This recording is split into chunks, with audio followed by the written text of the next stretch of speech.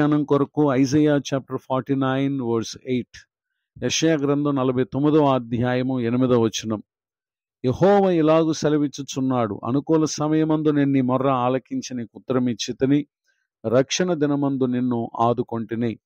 చదవబడిన ఈ వాక్య భాగంలోని దీవెన నా ప్రియులకు మీరందరూ పొందుదురుగాక.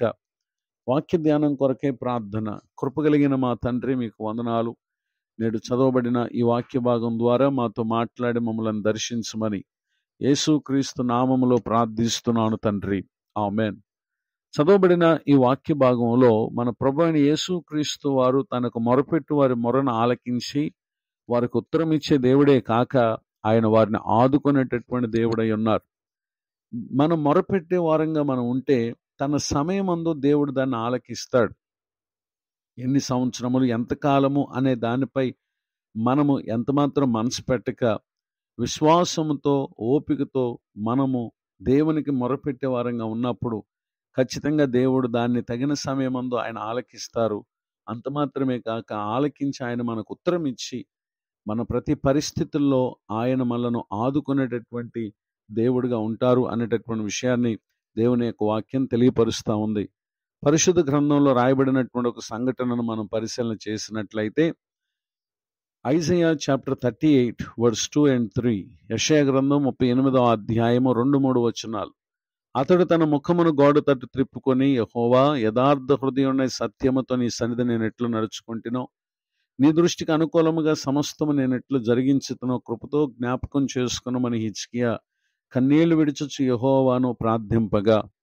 చదవబడినటువంటి ఈ వాక్య భాగంలో ప్రార్థించిన హిజ్కియాను ఇక్కడ మనం చూస్తూ ఉన్నాం. నిజమే, అతడు చేసినటువంటి ప్రార్థనను ప్రభువారు ఆలకించారు.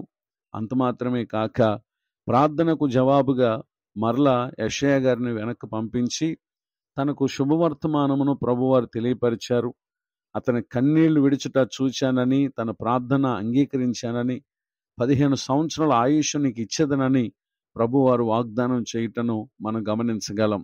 నిజమే, దేవుడు మనం పెట్టు మొరలకు ఆయన నిశ్చయముగా ఆలకించి వెనువెంటనే కొన్ని సందర్భాల్లో జవాబులు రావచ్చు, కానీ తన సమయమందు కూడా ఆయన మనకు జవాబునిస్తారు. అంతే మాత్రమే కాక మనలను రక్షించాల్సినటువంటి దినమందు ఆయన నిశ్చయముగా ఆదుకుంటారు. ఎంత మాత్రమో మనం అధైర్యపడక, కృంగిపోక, ఓపికతో ఆయన యందు ఉంచినటువంటి విశ్వాసమును బట్టి మనం కనిపెట్టినప్పుడు పరిశుద్ధాత్మ దేవుడు ఆశ్చర్యకరమైనటువంటి రీతిలో తన కార్యమును తన సమయమందు ఆయన మన ఎడల జరిగించేటటువంటి దేవుడుగా ఉన్నారు అనేటటువంటి విషయాన్ని తెలియజేయడానికి సంతోషిస్తున్నాను. ఈ పరిస్థితుల్లో రోమన్స్ చాప్టర్ 5 వర్స్ 3, 4, 5, రోమీలకు రాసినటువంటి పత్రిక 5వ అధ్యాయము 3, 4, 5 వచనాలు. అంతేకాదు, శ్రమ ఓర్పును, ఓర్పు పరీక్షను, పరీక్ష నిరీక్షణను కలుగుజేయనని ఎరిగి శ్రమలయందు అతిశయపడదుము, ఎందుకనగా ఈ నిరీక్షణ మనలను సిగ్గుపరచదు.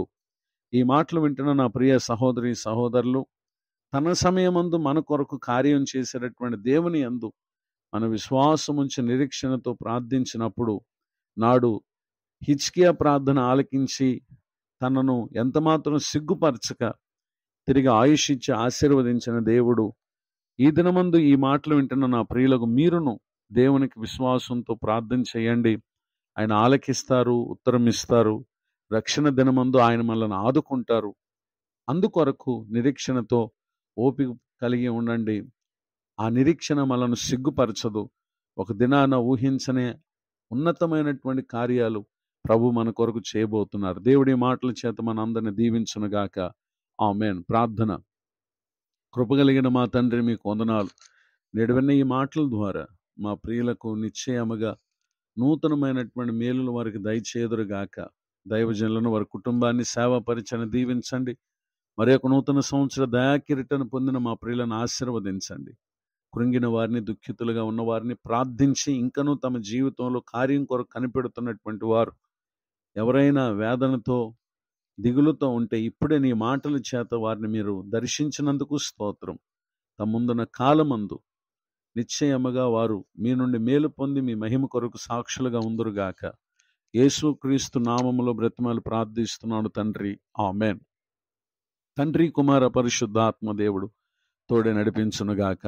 ఆమేన్.